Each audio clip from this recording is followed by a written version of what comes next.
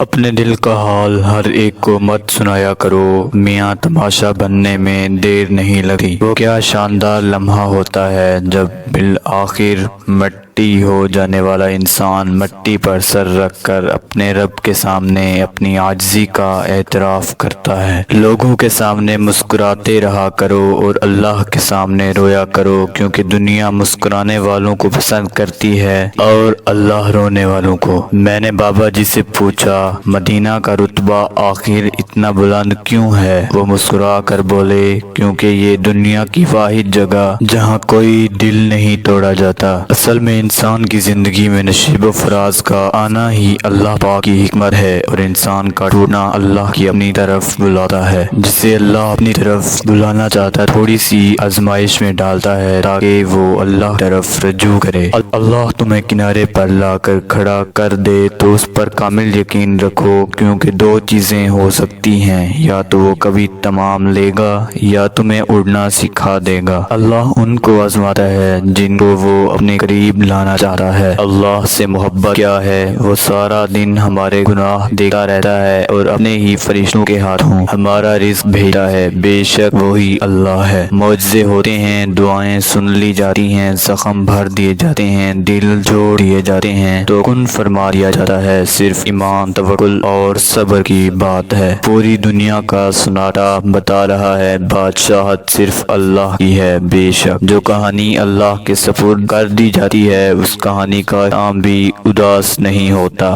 ناظرین، اگر ویڈیو اچھی لگی ہو تو ویڈیو کو لائک کریں اور چینل کو سبسکرائب کریں۔ شکریہ۔